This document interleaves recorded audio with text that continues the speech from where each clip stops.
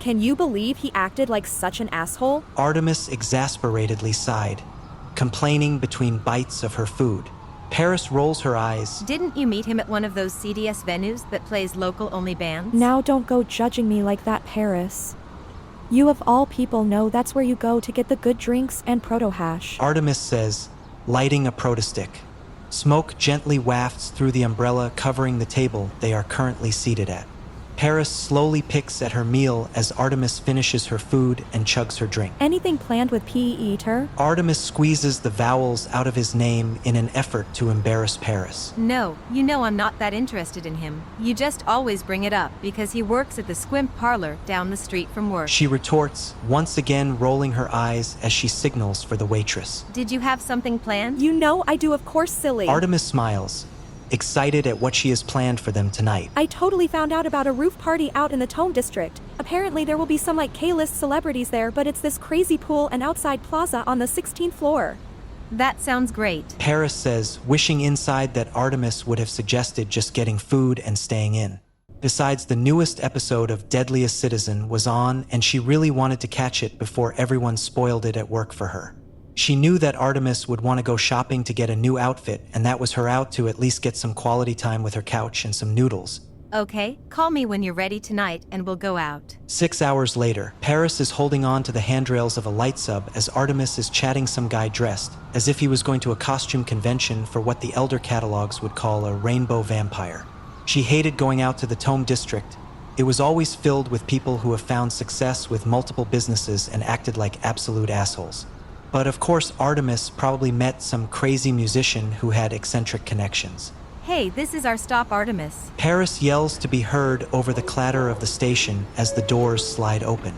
After a short walk to the building that Artemis said looked beautiful, but Paris thought it was just absolutely garish, they emerge from the elevator onto the roof. Paris looks around at the skyline almost entranced. She always loves getting to see the city from high up. I'm going to go get us drinks. Anything specific? Artemis asks. Pretty much anything strong enough to get through tonight. Paris replies.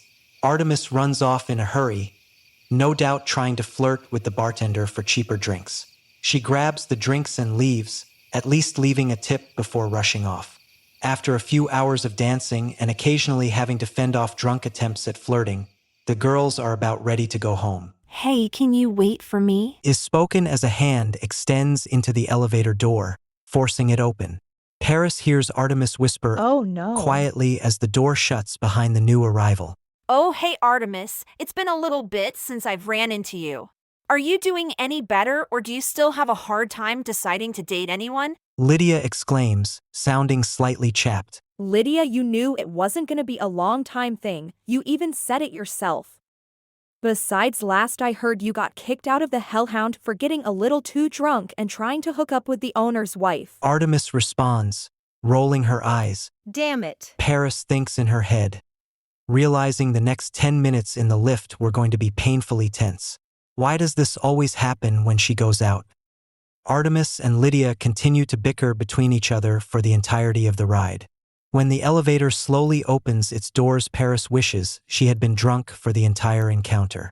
Lydia parts ways down the street, muttering to herself. You know, if we had just gone home and laid around, that wouldn't have happened. Remarked Paris. Yes, but now you have a funny story to tell Peter next time you go by on lunch. Artemis replies, sticking her tongue out. Let me be your guide for crazy stories so you can get Peter to fall in love with you. Paris blushes when Artemis says that. That'll never work, Artemis. Paris says with a smile, knowing full well she'll be telling Peter about Artemis, trying to get him to fall in love with her.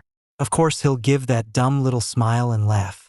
Of course Artemis is partially telling the truth, but Paris won't admit it. The both of them head to their bedrooms after saying night to each other.